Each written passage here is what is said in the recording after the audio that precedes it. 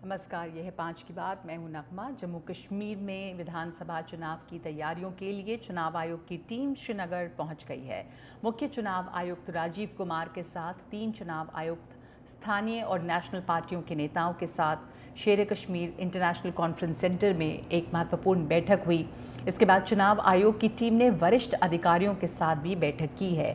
आपको हम तस्वीरें दिखा रहे हैं। चुनाव आयोग की जो टीम वहां पर पहुंची हुई है, इससे काफ़ी हलचल है श्रीनगर में और ये सुगबुगाहट है कि अब जल्द ही यहाँ पर तमाम तैयारियों का जब जायज़ा हो जाएगा तो चुनाव की तारीख का ऐलान हो सकता है। कांग्रेस और नेशनल कॉन्फ्रेंस ने चुनाव के दौरान एक लेवल प्लेइंग फील्ड की मांग की है, यानी कि सबको बराबर का मौका मिले, बराबरी का चुनाव हो। साथ ही कहा है कि जम्मू कश्मीर में लोकतंत्र को ख़त्म कर दिया गया है, लोगों को लोकतंत्र में भाग नहीं लेने दिया गया है और अब विधानसभा चुनाव में बिल्कुल भी देर नहीं होनी चाहिए। बीजेपी ने कहा है कि हम चुनाव के लिए पूरी तरह से तैयार हैं। उम्मीद है कि लोकसभा चुनाव की तरह ही इस बार भी बड़ी संख्या में लोग मतदान के लिए निकलेंगे। लोकसभा चुनाव में जम्मू कश्मीर में रिकॉर्ड मतदान हुआ था, तब मुख्य चुनाव आयुक्त ने कहा था कि चुनाव में इस तरीके की भागीदारी आगामी विधानसभा चुनाव के लिए सकारात्मक है। 5 अगस्त 2019 को जम्मू कश्मीर से धारा 370 को ख़त्म करके उसे केंद्र शासित क्षेत्र घोषित कर दिया गया था। उससे पहले जम्मू कश्मीर में आखिरी बार 2014 में विधानसभा चुनाव हुए थे।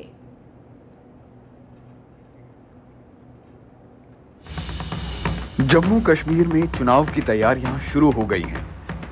चुनाव आयोग की टीम ने वहां पहुंचकर राजनीतिक पार्टियों से मीटिंग भी की और चुनाव की तैयारियों का जायजा भी लिया। 2019 में जम्मू कश्मीर से विशेष राज्य का दर्जा छीने जाने के बाद से ये वहां पहला चुनाव होगा। हर एक पार्टी ने यहाँ इलेक्शन कमीशन के साथ अलग अलग मीटिंग की, लेकिन मीटिंग के दौरान हर एक ने एक ही सुर में बात की, चाहे कांग्रेस हो, बीजेपी, नेशनल कॉन्फ्रेंस या पीडीपी। हर एक की एक ही डिमांड थी कि जम्मू कश्मीर में असेंबली इलेक्शन सुप्रीम कोर्ट की तरफ से 30 सितंबर की डेडलाइन से पहले होने चाहिए। पिछले असेंबली इलेक्शन जम्मू कश्मीर में 2014 में हुए थे और ये 2 इलेक्शनों के दरमियान सबसे लंबा वक्फा रहा है। चुनाव आयोग की टीम से मिलने के बाद बीजेपी ने कहा कि वो चाहते हैं कि 30 सितंबर तक चुनाव की प्रक्रिया पूरी हो जाए और साथ ही जम्मू कश्मीर को राज्य का दर्जा भी वापस मिल जाए। अपने 21 जून के दौरे पर प्रधानमंत्री ने ऐलान किया था कि जम्मू कश्मीर में जल्द ही विधानसभा चुनाव होंगे और साथ ही राज्य को उसका दर्जा भी वापस दिया जाएगा। वो दिन भी जल्द आएगा जब जम्मू और कश्मीर फिर से राज्य के रूप में अपना फ्यूचर और बेहतर बनाएगा। Bharatiya Janata party wants elections in Jammu and Kashmir at the earliest possible note, and much so, and nonetheless not outside the last Lakshman Rekha or the last limit which has been set by the Honorable Supreme Court of India, that is 30th of September. So you want elections before 30th September? I'll improve your statement. Elections to be concluded before 30th of September 2024. Congress और national conference की भी चुनाव आयोग के साथ meeting हुई है। उनकी मांग है कि चुनाव जल्द हों और निष्पक्ष हों। कांग्रेस और एनसी का कहना है कि यहाँ के लोगों को लोकतांत्रिक प्रक्रिया से बाहर रखा गया है। इस बीच दिल्ली में कांग्रेस नेता राहुल गांधी ने जम्मू कश्मीर के नेताओं के साथ मीटिंग बुलाई है ताकि चुनाव की तैयारियों की समीक्षा की जा सके।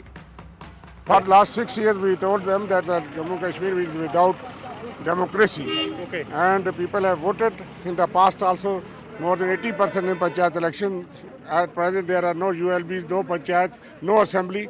So, assembly elections should be held despite security scenario. In the past, in worst conditions also, elections used to be held and elections should be held. Normally क्या होता है कि हमारे जो एडमिनिस्ट्रेशन वाले हैं, जो हमारे रूलिंग पार्टी वाले हैं, उनको ज़्यादा फेवर करते हैं during the campaigning and all. So we asked for a level playing field, we asked for early elections.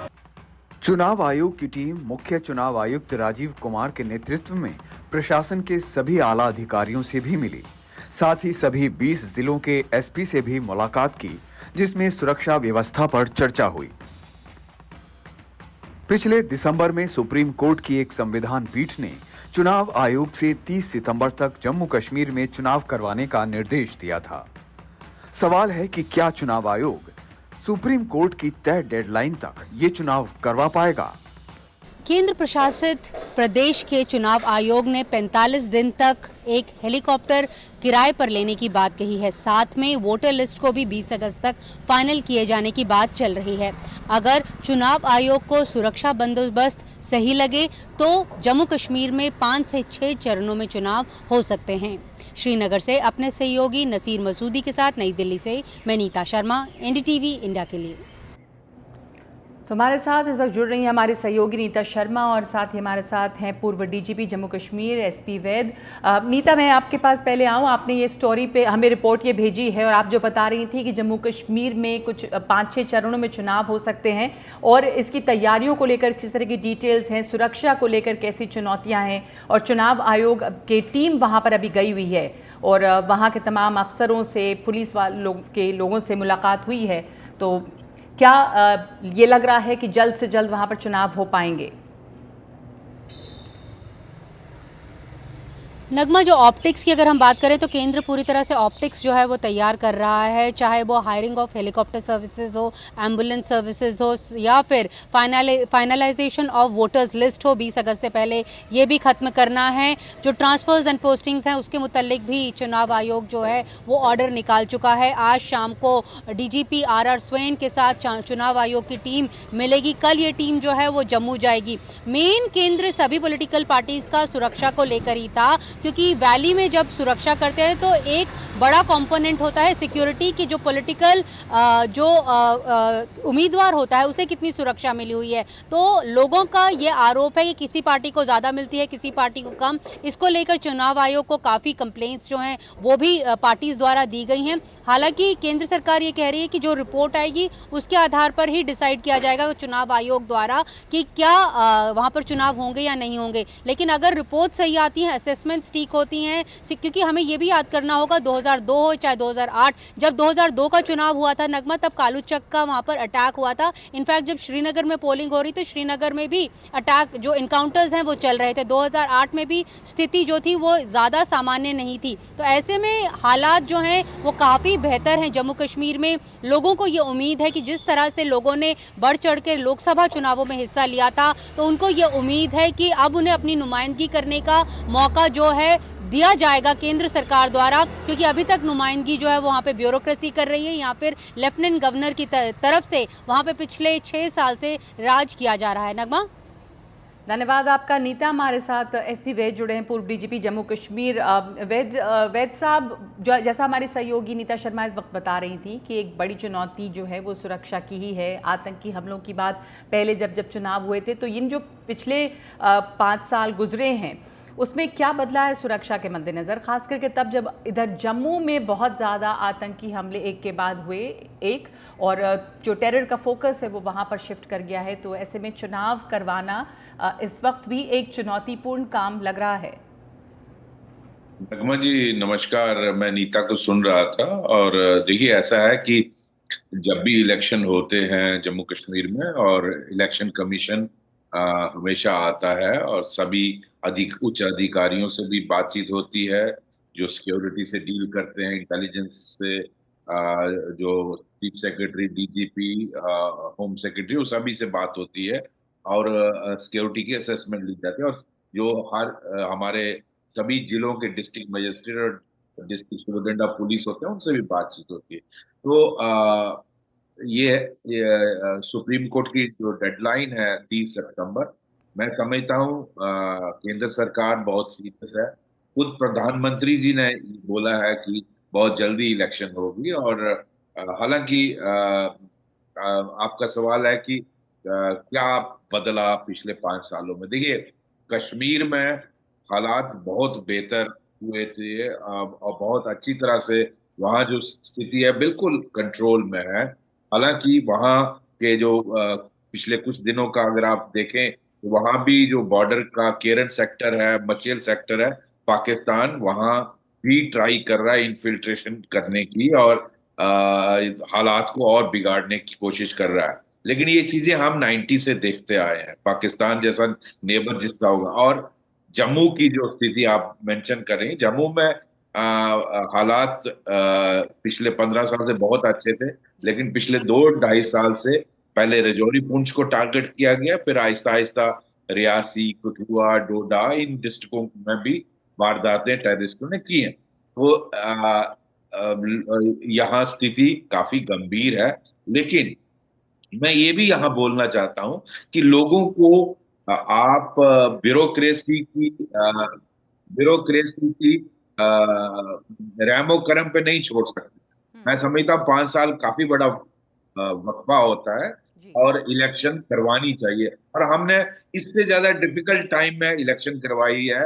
मुझे याद है, मैं खुद डिस्ट्रिक्ट एसपी और रेंज डीआईजी रहा हूँ, और 95 में इतने बुरे हालात थे। हमने उस वक्त पार्लियामेंट इलेक्शन पहली बार करवाई। 90 के बाद जब 90 में डॉक्टर फारूक अब्दुल्ला जनवरी में रिजाइन करके चले गए, तो पहली बार इतनी बुरी हालात में 95 में पार्लियामेंट इलेक्शन कराई, और 96 में असेंबली इलेक्शन करवाई, जिसमें डॉक्टर फारूक अब्दुल्ला की गवर्नमेंट बनी थी। उसके बाद 2002 में इस पिछले पूरे 35 सालों में सबसे ज्यादा टेररिज्म 2001 एंड 2 में था, और 2000 उस हालात में जो सबसे पीक ईयर माना जाता है वायलेंस का, उसमें 2002 में हमने इलेक्शन करवाई, और जिसमें मुफ्ती सैयद, पीडीपी और कांग्रेस की गवर्नमेंट बनी। तो ऐसा नहीं है स्थिति, हालांकि जम्मू में थोड़ी गंभीर है, लेकिन इलेक्शन हमने इससे ज्यादा डिफिकल्ट वक्त में तो इलेक्शन करवाई जा सकती है। हाँ, आपको फोर्सेस की जरूरत होगी, आपको अरेंजमेंट्स उनके लिए करने पड़ेंगे, वो जरूरी है, और level playing field, fair and fair pre election होनी चाहिए। जो बात कर रहे हैं पॉलिटिकल पार्टीज, वो क्या इस तरह का प्रेसिडेंस रहा है, किस तरह का की बातें हुई हैं कि बराबर सुरक्षा नहीं मिली, और अभी एक ये वो भी उम्मीद थी कि पिछले 5 सालों के बाद जो चुनाव वहाँ पर हो रहे हैं, हालांकि इस वक्त बहुत अच्छा पार्टिसिपेशन था लोकसभा चुनाव में, लेकिन अब वहाँ पे 2014 में चुनाव हुए थे, और असेंबली इलेक्शंस और उसके बाद जो हो रहे हैं, तो ये इन 5 सालों में भी जब स्टेटहुड गया उसके बाद से क्या चीज़ें वहाँ पर बदली हैं? क्या कोई नई लीडरशिप उभरी है, जैसा कि कोशिश थी कि यूथ नई लीडरशिप उभरे, या वही पीडीपी और एनसी जो है वो है? जबकि महबूबा मुफ्ती और उमर अब्दुल्ला ने बहुत साफ किया है कि वो बहुत दिलचस्पी नहीं रख रहे हैं लीडरशिप संभालने में अपनी अपनी पार्टी की, और जमात जैसी जो पार्टियां हैं, जमात इस्लामी, उनको भी इलेक्टोरल फ्रेम में लाने की कोशिश है सेंटर की।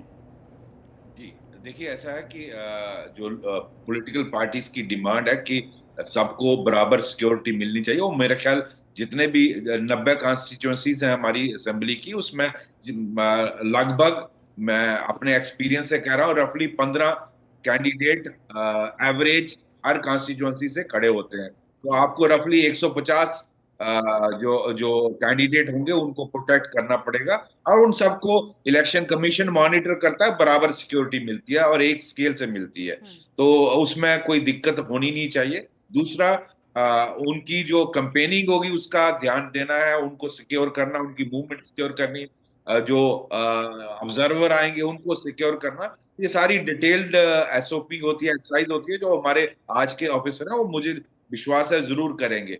हाँ, ये बात सही है कि जो कोशिश की गई नई लीडरशिप से, जो हमने पहले पंचायत की इलेक्शन नहीं होती थी, यहाँ पंचायत की पहली बार इलेक्शन हुई इस जो 317 हटने के बाद, उससे नई लीडरशिप उभरी है, इसमें कोई शक नहीं। नए लोग जो डिस्ट्रिक्ट और ब्लॉक लेवल पे निकले हैं, उनमें से बहुत सारे इलेक्शन लड़ेंगे और वो इसमें हिस्सा लेंगे। लेकिन ये भी बात सही है कि जो कोशिशें भारत सरकार ने की एक अल्टरनेटिव पैदा करने की, नेशनल कॉन्फ्रेंस और पीडीपी का, उसमें जैसे अल्ताफ बुखारी साहब हैं, उनकी अपनी पार्टी बनाई, सजाद लोन की एक तंजीम खड़ी की, तो उसमें वो बहुत अच्छी तरह से कामयाब नहीं हुए हैं।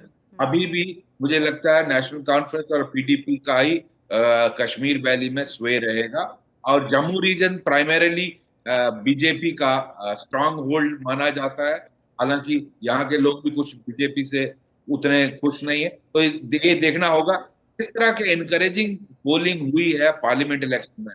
बहुत इनकरेजिंग है। अब मैं समझता हूँ वैसा ही रिस्पांस जो असेंबली इलेक्शन होगी, क्योंकि असेंबली इलेक्शन में लोकल इश्यूज होते हैं और बहुत हीटेड आपस में कंपटीशन होता है। तो अगर अनाउंस होता है इलेक्शन तो बहुत अच्छे से उसमें 30 सितंबर की डेडलाइन भी है सुप्रीम कोर्ट की तरफ से, जो निर्देश दिया गया था कि 30 सितंबर तक ये चुनाव कराएं। एसपी वैद, आपका बहुत धन्यवाद हमारे साथ जुड़ने के लिए। आप वहाँ डीजीपी रहे हैं, उस इलाके को अच्छी तरह से समझते हैं, क्या वहाँ की चुनौतियाँ हैं, लेकिन लोग वहाँ पर काफ़ी इंतज़ार में हैं कि जल्दी ही लोकतांत्रिक प्रक्रिया में उन्हें भी हिस्सा लेने का मौका मिले।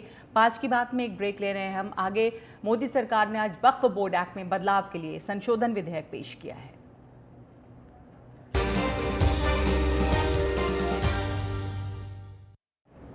और अब मोटोरोला प्रेजेंट्स टॉप स्टोरीज।